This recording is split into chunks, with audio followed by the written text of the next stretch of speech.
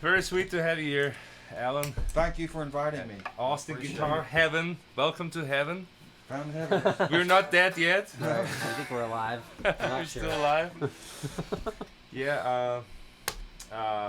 You know, first I want to ask you a few questions about your guitar, because obviously this guitar has a story of its own Mhm. that I'd like to share with our listeners out there. Okay.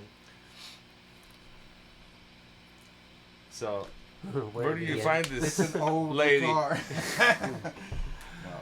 Well, the story, because people like to hear that story, is that I've had it now 31 years, but it was kind of went around several players in Austin for a while there that I noticed it, and I know Stevie had it for a couple of years at Oh, least, wow. 2 Mhm. or 3. So he took it to Ray Hennings after Soul to Soul, Mhm. from what they told me, and we were playing together a lot at that time too. But he was also starting to get really famous, and so you Mhm. don't see him as often.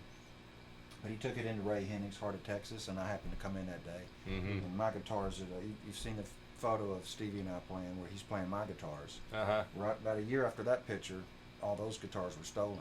Mm. So Man. so I spent about a year just playing, whatever guitar you can get, and because Stevie, he didn't, I don't know why he sold it, because he never really said, but I think it was because he was getting a lot of guitars. Yeah, you got your choice. Well, he was, maybe 5 or 6 guitars, and then all of a sudden, Uh-huh. in 85 or so, 86, you're getting a dozen guitars, and Clapton, everyone's giving you guitars. Jeez. So I'm guessing that's why it wasn't as important. Yeah. Yeah. But there's some good pictures I have it where you see that it was worn right here and kind of right here, and then the Uh-huh. rest of it a little bit right here. Most of this is I did, Uh-huh. so it was in So pretty it good was shape. red to begin with, Yeah, and the gray Yeah. is the. The reason I kind primer? of bought it is because it was the same color as Muddy Waters' Telecaster, and that was Oh, my cool. reasoning more than it being Stevie's guitar. Mm-hmm. But they also told me Eric Johnson may have had it for some time. I don't really remember him having it, but Mm-hmm. But you he didn't. thinks so too. I don't mean, know. this is I all don't know. aged naturally. You didn't do any. No. Nowadays they shave stuff off to make it look old. I just didn't take good care of it. Uh-huh. That's what it looks. I've just played it, Yeah. and I don't really clean it up properly, Uh-huh. and I don't know why I've not taken better care of it. But it's a great guitar, and I Yeah. do like Yeah. playing it. But Yeah. The Friend of pickups mine. are real lively to me. they do have something Yeah. special, and it's also real light. Uh-huh. What year is this? The 1960, Okay, I was gonna say like 58 Yeah. or something. I don't know. and it's Jeez. and it's also been, besides Stevie and whoever, he handed it to. 57, I've handed it to Carlos Santana and Johnny Winter, and some of the very best players in Mhm. the world play the guitar, so it kind of accumulates. Yeah. You've played it. Wow. And it accumulates mojo, I think. Yeah, it That's does, what I like yeah. about old guitars is it's been with some of the very best. Guitar Shorty, Wayne Bennett, Mm-hmm. fabulous players, Hubert, all kind Right. of people Right. picking around on this Yeah, guitar. yeah. And so then you just kind of... Yeah, right. Rub off on you. Well, some players don't like to share their guitar, but I think- sometimes, lately I've been... Be careful who I hand it to. I hand it to people sometimes, usually my friends, Mhm. somebody I know, but yeah. Run off with it. don't do that as much as I probably used You to. hit know. But dead- if it's a yeah. young player coming, sometime that does give them a thrill to get to play. It's a nice guitar. Yeah, and it's yeah. got mojo, and you can tell they're going, oh. Yeah. Gary Clark used to come sit in when he was still a teenager a lot. Yeah. Another cool part of that story was before I had a daughter, I had told Gary that as for anybody who really knew him outside Austin, Mm-hmm. barely, I guess. He might have had that movie, but I was going to leave this guitar to him. Oh, If anything yeah. happened to me, I didn't have family. Oh wow. So I had told him, if anything happens to me, this is going to be your guitar. Uh-huh. If something will happen to this. Then I Uh-huh. had a daughter Oh, he's 10 throwing years ago. shade. Now, sorry, man. Now he's got kids. He knows, Yeah. you got to change that deal. And also, he probably has some other nice guitars now. Yeah, he's probably got. And one. he's gotten up at the time, and I said that a lot. When he was still a teenager, I think the most talented young cat I'd met since Stevie Okay. was Gary. So I'm not Mm. surprised Uh-huh. at how much success he's had. Right on. He's just brilliant. Yeah. Heard him last night. You just Right. forget how great he is. And not only as a guitar player, right? I mean, Well, he's singing. an all-around Right. musician. Songwriting, play Yeah. his one-man band thing. Who can do that? No, I saw him open up for Tom Petty, and you could tell even Tom Petty was like, Let's give him a Okay. honk out here. yeah, Tom Petty, Gary Clark Jr. Yeah. Stevie Ray Vaughan. Yeah. He's incredible, and just to see him grow, there's Mm-hmm. some nice stuff out It's there. inspiring, One yeah. of the cool things about bootlegs, it keeps showing up even though you don't really want to. Some performances are captured that would have been lost otherwise. Yeah. Mm-hmm. So there's a Sure. couple of bootlegs of Stevie and I'm singing Little Wing that they posted recently. Cool. Hmm. Sound fabulous. If they didn't, somebody hadn't bootlegged it. Mhm. It's gone. How did they Yeah. record that stuff back in the day? They're in the balcony and Little fixed. tape Like some recorders. cassette recorder Yeah, or probably. Yeah, something? they might sound like they have pretty good quality on Uh-huh. some of. There's couple of different ones where One's noisier than the other, but because they're in the balcony, you can hear that. So it's- how long that's were you cool. playing with Stevie? Well, we just played shows together. When Jackie was in the band, Uh-huh. Tommy Shannon was in my band. Yeah, So Jackie so- Newhouse, right? Yeah. So like 79 to 81, Wow. Tommy Shannon played in my group. Okay. And Tommy we doing Shannon. shows with Jackie and those guys. And then sit in a lot. And then, and then the chemistry between Tommy and Stevie and Chris was real obvious. right. Mm-hmm. And So it became a trio so out of and that. after New Year's '81, Stevie asked him to join the group. I think either Rockefellers or Fitzgerald's, one of those shows were playing. Mm-hmm. It was off, and they had a thing really going too. It was obvious, Mhm. not only Stevie's talent, just the whole momentum of it. And, Mm-hmm. but Stevie, one of a kind. You don't see that kind of talent up in those days. Sometimes we played clubs here in Austin with 30 people. Yeah. Uh-huh. We're playing Yeah. loud and having Right, fun. But right. Continental Club, you could go lay out in the middle of the street and not get run No, over. right. Yeah. For I a long remember time. Kevin Lance. I think he used to work as a door guy at the Continental Club when he was 18 or so, and he told me exactly that same story of Stevie just playing a empty Continental Club, Yeah. We played 20 or 30 people. 20, 30 people. Yeah. So when you bought this guitar, did you get it for like $30 or something ridiculous? No, actually, you it was about a grand. Okay. So it was a pretty good amount of money. I think it was 900, something like that. I sold a reissue or something, and for the time, that was a good Well, price yeah, for. You're gonna get your return on it. They weren't quite. Oh yeah, well they weren't quite 57-year-old instrument. figuring it out. Within a few years, stuff got real expensive, and you can't afford to get them anymore. Yeah. So 1960. but this is a nice guitar. It's been around the world with me for 31 years, and Mm-hmm. Rosewood. Midnight Sun. I photographed it different places in the world. I'm going to put together a little booklet of it where it's sitting in a hotel room in Amsterdam looking out over the water. And it's in Norway in the mountains. Nice. It snowed yeah. for a minute, you take it out, but Yeah. it looks Yeah. like it's traveling. Yeah. Yeah. And, it really has. Cool. I haven't taken it to Europe now about 5 years because I don't like Mhm. airplanes anymore. Yeah, we were talking about that earlier. They'll take your guitar away from Yeah, you. they or will, Not and, let you have it on Yeah. the plane. It's getting rougher out there. making it hard to I track. play some with Greg Raleigh, the voice of Santana and Oh, Johnny, right. And Yeah. I did a couple of records. And the last time I played at the Iridium, I took it, not the last show we did, but the one before then, or two that we did, I think. Mhm. That's the last time I phoned with it, and because it was Greg, I did it. Otherwise, I'd have just No. played something else. But Backline. Yeah. I'm glad I did because Mhm. it is a good guitar. Yeah, it we needs made a to- little live record up there that sounds cool, and it's Sweet.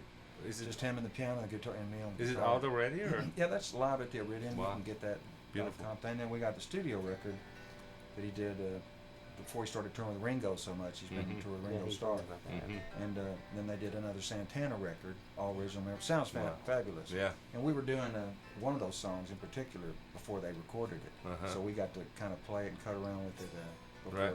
Santana did it. Wow. Greg's songwriting and singing is as Yeah. stellar as it's ever been. Oh, Pretty, yeah. pretty impressive. I've heard that new record. It looks like So- he's not even trying it. He just writes Yeah. another classic song. people You can kinda do go, that. God dang, man. Yeah. Can't How walk old in." is he now? He's 67. He might have just 67, turned yeah. 68. Wow. Yeah. So I want to ask you a little bit about your playing style. For example, you play with your fingers. Was that something Yeah. you always did, kind of naturally, or I did you always did gravitate naturally, but I towards also did use a pick, and I Yeah. always used to hybrid hybrid? Yeah. where I could play with a pick. And then you lost the and then, pick. Broke my shoulder about 18, 19 years ago, Uh huh. and when I had to relearn, my arm was dangling, so Mhm. it's not working anymore. And I Uh-huh. knew I could play slide because I could do this with my wrist. Uh huh. But I had to kind of learn all that stuff. Mhm. Wasn't Wow. coming. It took me 6 months, canceled a tour of Europe, not Uh-huh.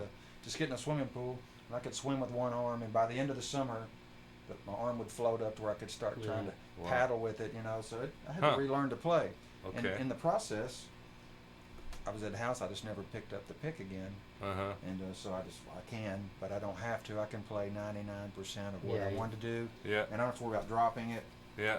And it gets a nice sound. It gives you a little more personality, I Mhm. think. And a great clip of Albert King talking about how he plays. He's upside down. He's left-handed. He doesn't play a lot of chords, but Mhm. what he plays with his voice and the way it fits. Had he learned a lot of chords, he said I'd probably be playing those things, and then I wouldn't have my style. He had a Mhm. good point. Mhm. You don't want to see Albert King kind of Mhm.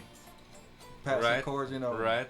We used to play the Antone's House Band for a while and played with everybody there. Mhm. The show one night with Wayne Bennett and Hubert Sumlin Mhm. playing with me, and Wayne was Bobby Bland's guitarist, very sophisticated, knows all the chords. Yeah. Hubert doesn't know what he's doing Yeah. like me. I don't know what I'm doing either. I can relate. And, It reminds me There of was a this- real funny battle going on between him with me in the middle, where Wayne would throw some sophisticated stuff out. And Right. It reminds me of the story of Cecil Davis, the Delta Blues guy. Okay. I saw a documentary on TV. So basically, he was crippled from childhood because of I think a polio Oh. vaccination or something, and so he couldn't move around, and he developed this slide style Yeah. with the knife. Okay. Wow. Yeah. There was a guy that, and Mm. because that was the only thing he could do. Yeah. Sun House and some of those early Super, guys did yeah, that stuff. limited That's to nice, like just those few chord shapes that they were Mhm. physically able to do, and then here's us 1, 4, and 5. young white kids, trying to imitate those guys Yeah.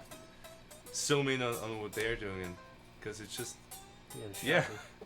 There might be an actual slide around here somewhere. This is a studio. something like that, yeah. Or Sharpie works too, yeah. Oh, Not as good as a pocket knife. Yeah. Yeah, do that again.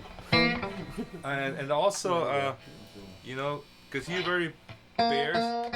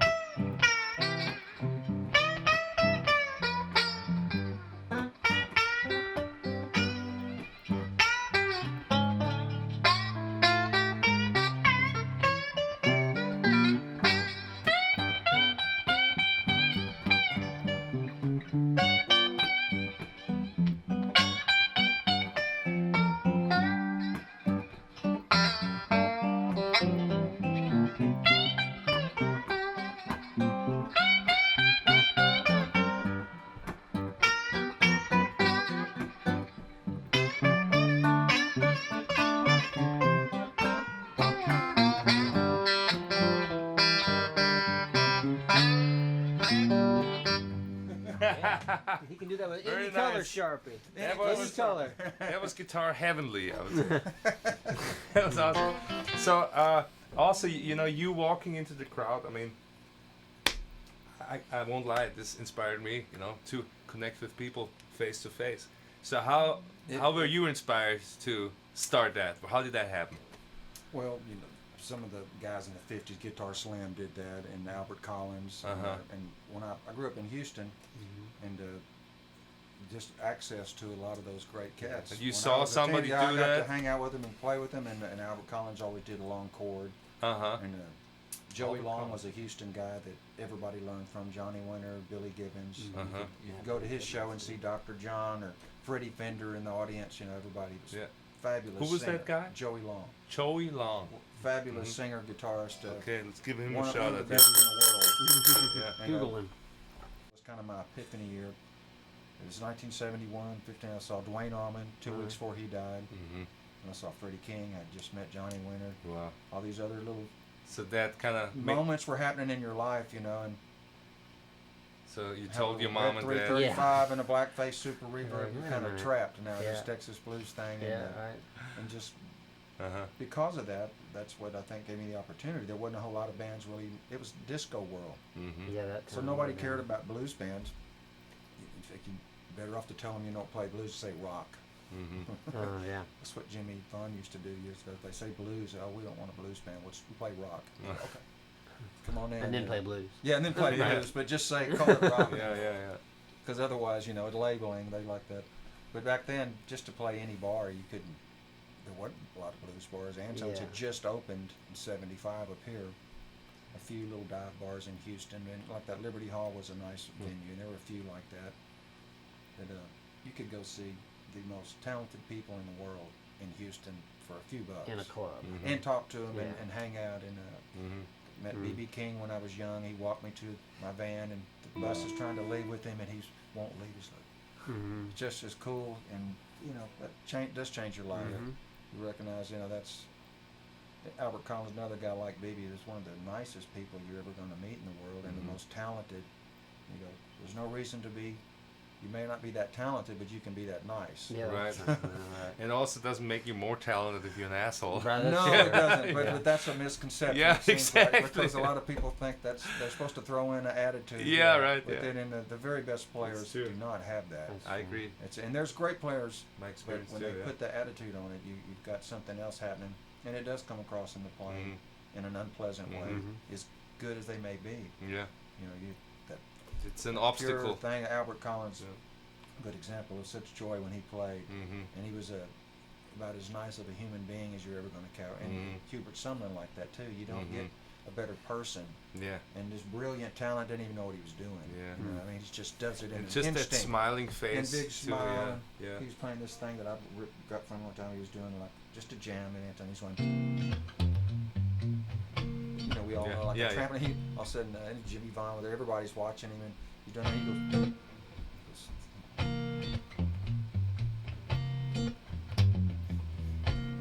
Sort of doing stuff like that, all of a sudden, and it just lit it up. Just these little personality things that he did. And so It's amazing that you still remember that moment.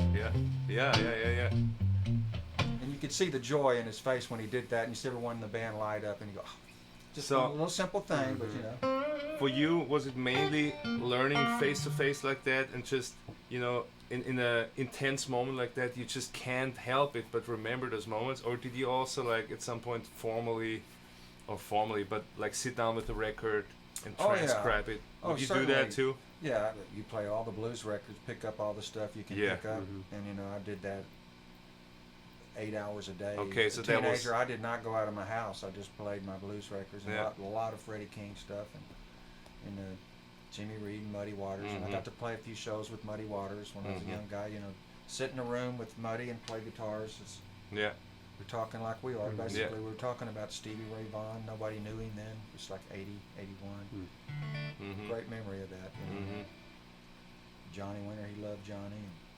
Yeah, I think it's always amazing when you hear somebody on the record, or you love him. You listen to the record upside down, and then you meet the person, you get a chance to play with him. It's so mind blowing, when it kind of connects those worlds full circle. I've been really lucky like that. Like almost 10 years after I first met Johnny, maybe about 9 years later, Tommy was my band, and then Uncle John, and so we recorded a record with Uncle John singing, and Johnny playing my guitars. So come sit down in a studio like this, picks up my guitars, and it's just instantly brilliant. Yeah. You're kind of going, oh damn. Why doesn't my guitar do that when I play it? You just feel like that. He's already. It's a take, just smoking on your own. It's not even his guitar. Just pick it up. It's very intimidating. So I played mostly rhythm. I did one solo on that record, and he did all the other solos. But super fun. Uncle John singing. Wow. Johnny was a very sweet guy to me in the early days, especially. Came out to a gig in Beaumont once and played rhythm. Just played my Firebird and stood behind it, back to play rhythm. Not many big stars would do that. Not much would come there, but be a really cool cat. And I got to go to his parents' house in Beaumont. Didn't have guitars with him, and I took my Firebird and my old Strat that was stolen, and he was upstairs where him and Edgar grew up with Clarence Garlow. This guy that had a hit, Bon Ton Roulette, Beaumont DJ blues guy too. It's real surreal. Mr. and Mrs. Winter, his parents answer the door, and Johnny's upstairs. And Clarence Garlow sitting there with two guitars. I mean, they didn't have. I took my two guitars up there, and so let them play, and so Johnny and Clarence played a few songs, and maybe one or two, and then before Johnny tried to hand me the guitar to play with him, and I felt you didn't really want to. But I did it for a minute because I would rather. So I did it for a minute, played it, and just gave it right back. But I thought I was an extremely classy thing for Johnny to do. Yeah. Because he didn't have to really do that. I'm just there to watch all, but it's beautiful how those gestures then get passed on. Like you were the same way now, to younger players, and probably when I'm your age, I'll probably be the same way you were, to me and other people. The give back thing is something I did appreciate because they didn't have to let me into their world, and you find yourself in a dressing room with these iconic blues guys that you've been watching and listening to records, and all of a sudden they're treating you as just a nice person. Right. They're glad that you like blues, and I think that's part of it too. They want that to be appreciated. And 70s and 80s wasn't that great for blues, Kind of TV kicked it off again, and then as soon as the tragedy happened, it kind of dropped off again until so it's always been cycles up and down. But I think it's the foundation of all good music, and so it's always going to be that people don't even realize if they're hearing blues. It's the emotional part in most music is a bluesy part. It may not be a traditional type of pop blues music, progression, but if it's certain bends and certain things, that's vocal emotion. phrasing, totally. And that's what blues is really about. Life. It's not one kind of blues. There's so many different styles. You keep doing those bends. Obviously, Jeff Becker, he listened to those. Jeff, it's all funny those that bends are like that's his thing. Right. So obviously he listened to those. The swells. It's just the same intensity, Well, we're running out of time. I mean, it was lovely to have you here, and I learned a lot. I learned a lot too. It's like a history lesson. I I've talked too much, probably. I didn't know the history of that guitar. It's wonderful. So I just want to say we're gonna see you guys in 2 weeks, and we're just gonna jam one more time. Okay. I don't know what, but it's the little guitar heaven jam. Jesse, you got an idea? You want to do something in E? Always.